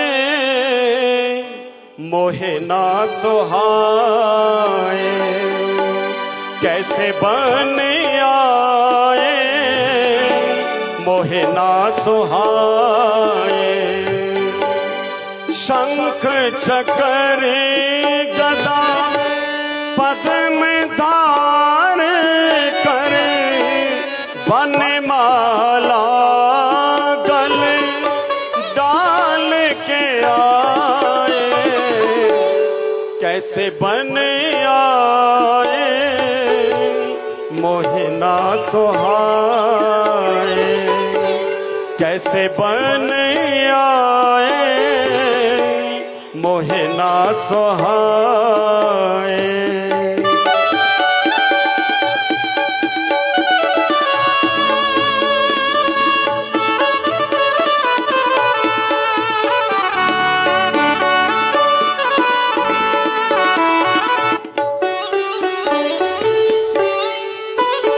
मां कहती है उस विराट रूप को देख करके उन्हीं के आगे पुकार करती है और कहती है, छोड़ चार भुजा राख दो ही भुजा, छोड़ चार भुजा राख दो ही भुजा। गोद बैठ मेरी पी ले दूध मेरा, ममता है माँ की गोद हो बेटा, ममता है माँ की गोद हो बेटा। फिर तो देवकी लोरी सुनाए, कैसे बन आए मोहे ना सुहाए। अगर तुम्हारे घर में ऐसा लल्ला आ जाए तो जैसे तुम्हारी हालात होगी वही देवकी की हो रही है, और देवकी का भाव है जिसको वो प्रकट कर रही है।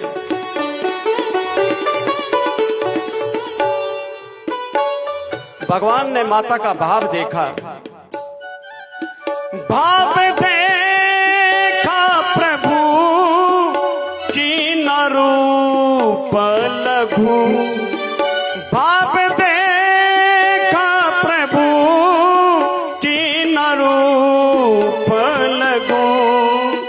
माता को सुख दिया जो कहा सो किया,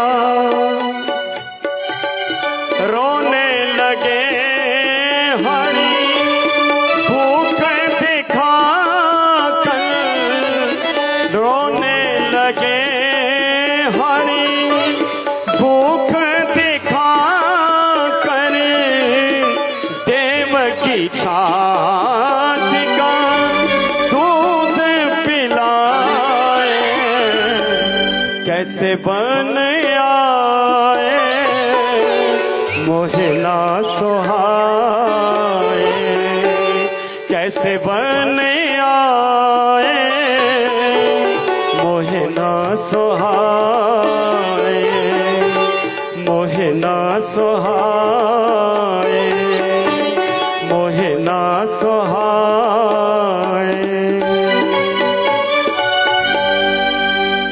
त्यज शंख चक्र और गदा पदम, माता कहती है त्यज शंख चक्र और गदा पदम, हाथों में बाल खिलौना हो, माँ की ममता भरी गोदी में कभी हंसना हो कभी रोना हो, ये सुन गोदी का बालक बन हरि ने रोना प्रारंभ किया। देवताओं ने बजाई शहनाई शुभ, वसुदेव घर पुत्र ने जन्म लिया, वसुदेव घर पुत्र ने जन्म लिया, वसुदेव घर पुत्र ने जन्म लिया। आज वसुदेव की गोदी, आज माँ की गोदी हरी हो गई है, लेकिन बड़ी समस्या है, बड़ा संकट है। मूसलाधार बरसात, काल के रूप में मामा कंस, और ऐसी हालात में जेलों में मोटे मोटे ताले, भला क्या करे। वहां एक सूप पड़ा था, उस सूप पर भगवान को धरा है, और वसुदेव ने जैसे ही उस सूप, उस टोकरी से जैसे लाल को उठा करके अपने सिर के ऊपर रखा, वैसे ही तड़ातड़ की आवाज से दरवाजों के ताले टूट गए हैं और जेलें खुल गई हैं। बोलिए बांके बिहारी लाल की।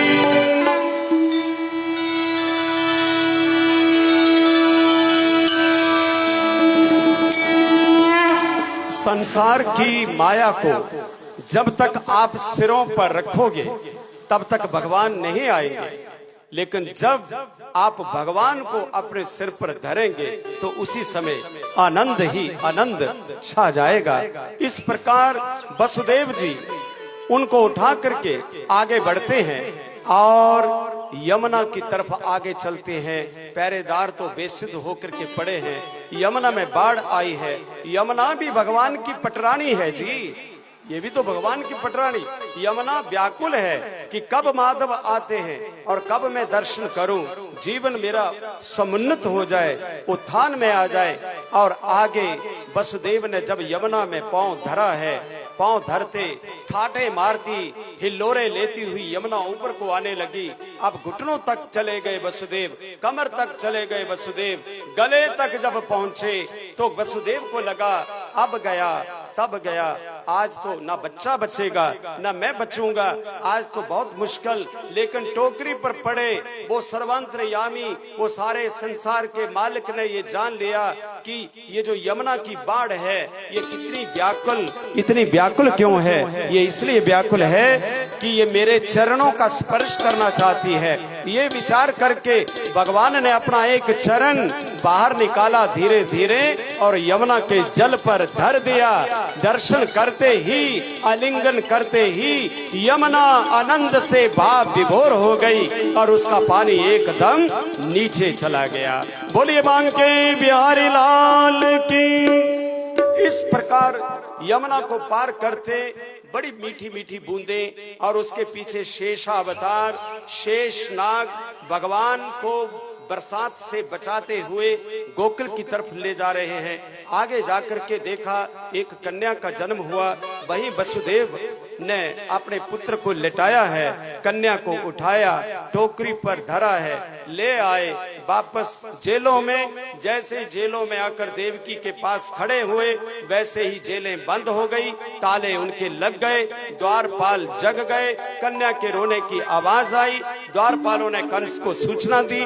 जैसे सूचना दी कंस भागा भागा आया, क्योंकि उसको लगा मेरा काल आया, मेरा 8वां ये जो संतान है देवकी की, वो मेरा काल बन करके आया। भागते भागते उसने देखा कि ये लड़का नहीं, ये तो लड़की है, तो ये तो काम बड़ा गड़बड़ा गया। लेकिन कंस ने ना चाह करके भी कि कन्या है, लेकिन फिर भी उसको लगा कि नहीं ये 8वीं है, इसलिए इसको मार देना चाहिए। तो जैसे पकड़ी है, हाथ से छीनी है वो कन्या, और कंस उसको एक जोर लगा करके शिला पर जब उसको मारने लगा है, तो कन्या कंस के हाथ से निकल गई और आकाश की तरफ उड़ गई। 8 भुजा कन्या ने धारण किए, और 8 भुजाएं धारण करके वो कन्या बोली कि अरे ओ पापी कंस, मुझे मारने से तुझे कोई लाभ ना मिलेगा, तेरे को मारने वाला तो कहीं और पहुंच गया है। ये भविष्यवाणी, ये वाणी उस कन्या ने आकाश में अपनी 8 भुजा बना करके दुर्गा भगवती भद्रा का रूप धारण करके कंस को डराते हुए उसने कहा कि कंस, मैं ना मर पाऊंगी, लेकिन तुझे मारने वाला कहीं पहुंच चुका है। ये कह करके कन्या अंतर्ध्यान हो गई। अब देखिए, अब कंस रात दिन एक चिंता करता है, परेशान होता है, और दूसरी तरफ गोकुल में अगले दिन इस बात का पता लगता है कि महाराज, लोग एक दूसरे से बात कर रहे हैं कि भाई आज सुबह बड़ी प्यारी है, बड़ी आनंददायक है, का भयो? बोले कि कछु कछु तो अच्छा भयो। बोले का भयो? बोले नंद के आनंद भयो। बोले क्या भयो? अरे नंदलाल भयो। अरे 60 साल की इतने लंबी उम्र की उम्र में कहाँ भयो? अरे लल्ला भयो रे लल्ला। अरे बधाई हो, बधाई हो, बधाई हो। एक दूसरे को, सभी लोग एक दूसरे को बोलने लगे और कन्हैया का आनंद महोत्सव मनाने लगे।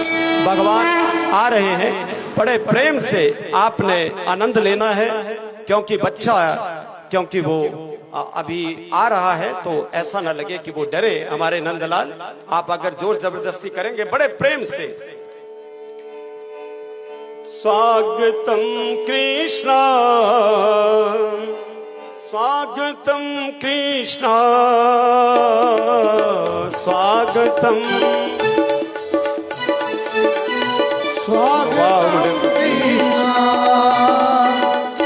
स्वागतम कृष्णा, स्वागतम कृष्णा, स्वागतम। खड़े हो जाए सभी, खड़े होके सभी को प्रणाम। स्वागतम कृष्णा, स्वागतम कृष्णा। घुमा दो एक राउंड। स्वागतम कृष्णा, स्वागतम कृष्णा, स्वागतम कृष्णा, स्वागतम कृष्णा। अगर नीचे चले जाएंगे तो अच्छा रहेगा, ताकि लोगों को प्रणाम करने में दिक्कत ना आए। स्वागतम, स्वागतम, स्वागतम कृष्णा,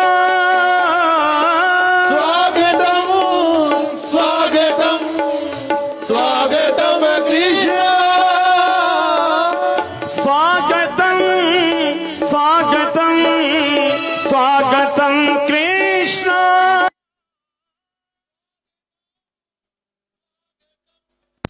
स्वागतम कृष्ण, स्वागतम